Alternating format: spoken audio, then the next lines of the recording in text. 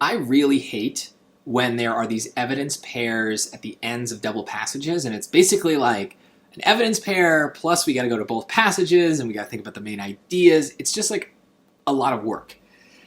However, we have a strategy for dealing with those kinds of situations. We use it all the time for, regular evidence pairs, regular main idea questions. We try our best to narrow our focus.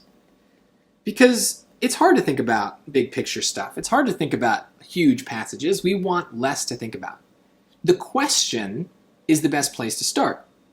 Information in passage 2 best supports which conclusion about the mice in the experiment described in passage 1.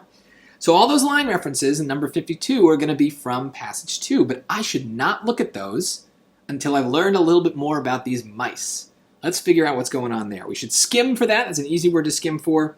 And the first place I see it is right here. Mice infected with bacteria that cause upper respiratory tract infections, blah, blah, blah, were treated with tixobactin, and the drug knocked out the effects in the infections with no noticeable toxic effects. So the mice worked. The drug worked on the mice. Cool. Maybe I read this extra piece too. It's likely that tixobactin is effective because of the way it targets the disease. The drug breaks down bacterial cell walls. Attacking lipid molecules that the cell creates organically. Many other antibiotics target the bacteria's proteins, and the genes that encode those proteins can mutate to produce different structures. Okay, it got a little sciencey for me, but maybe that works with the mice. I don't really know. Let's figure it out. So remember, with our QLC method, once we've read that question, now our job is to go to the line references and see what matters. So I got to go here first before I look at those choices. 51 to 56. What does that say? 56 is the antibiotics piece? Yes. Okay. A. Many good antibiotic families, penicillin, streptomycin, tetracycline, come from soil fungi and bacteria, and it has long been suspected that if we could grow more types of bacteria from soil or from exotic environments such as deep oceans, then we might find new natural antibiotics. So, okay, great. But I don't think that's anything to do with the mice, right? That's more about the bacteria. I want to learn about the mice. That seems wrong. 64 to 68. This simple and elegant methodology is their most important finding to my mind, for it opens a gateway to cultivating a wealth of potentially antibiotic-producing bacteria that have never been grown before. Again, this isn't really about the mice. I want to know about the mice, or at least about how the drug might work. 69 to 72. The first new antibiotic that they found by this approach, tixobactin from a bacterium called whatever, is less exciting to my mind, though it doesn't look bad.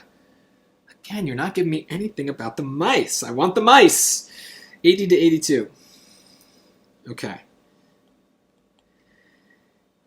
It doesn't kill the gram-negative opportunists, as it is too big to cross their complex cell wall. Ooh, I remember reading that phrase. I don't really understand it, but I remember reading it. And that's okay for now. I also don't know what gram-negative opportunist is, but here we're still not talking about the mice, but we're talking about how the drug works. And remember, that's what the point of the mice was, is they tested the drug on the mice, and it worked. So this feels like it's at least related to how the drug works, whereas all those other line references were about how the drug was kind of found. But the mice had nothing to do with how the drug was found. They were the ones that they tested the drug on. So I want to know how the drug works. Choice or line reference D seems to be doing that. So I'm pretty sure that's right. I'm not going to circle it quite yet. I want to find a match, but that seems pretty good. So what do we know about the mice in the experiment described in passage 1? Exposure to tixobactin made them less susceptible to subsequent upper respiratory tract infections. Well, doesn't say that. That means that, what we know is that the mice were cured of their illness at the time. We don't know what happened to the mice later. I don't get future years of these mice. I don't know what happens to them, so can't pick that. Gram-positive bacteria enhanced the effectiveness of tixobactin against the upper respiratory tract infections. Okay. Ooh, sciencey stuff. Maybe I go back to that choice, because I remember them talking about that. This says gram-negative opportunists. This says gram-positive. That's different. I don't like that. For now, that's enough to make me be like, probably wrong. Maybe I'll worry about it later. Let's keep going.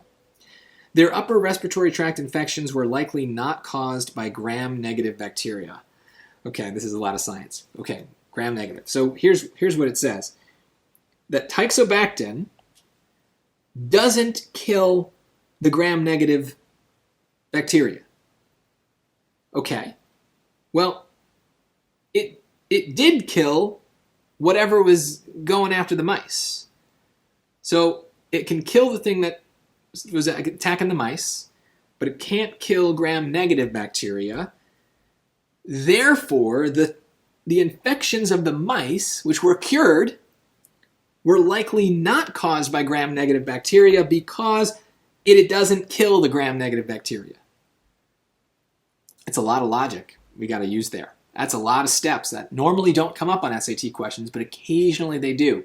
Let's look at D. I don't love that I had to do all that work for C, but I kind of get that they're related. Let's look at D. Teixobactin attacked the proteins of the bacteria that caused their upper respiratory tract infections. Well, I remember proteins coming up here. The drug breaks down bacterial cell walls by attacking the lipid molecules. Many other antibiotics target the proteins, but it seems that Teixobactin doesn't target the proteins. It targets other things. So look, that's not the line reference that I'm drawn to anyway, which doesn't seem to talk about proteins at all.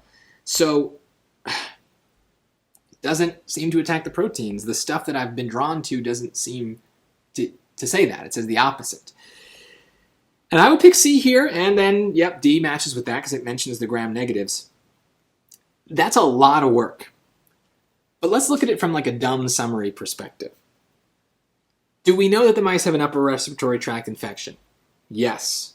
It says it right here. Mice infected with bacteria that cause upper respiratory tract infections. Okay. Check.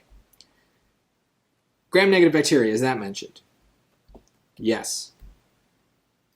Could there be a sort of negative element to it?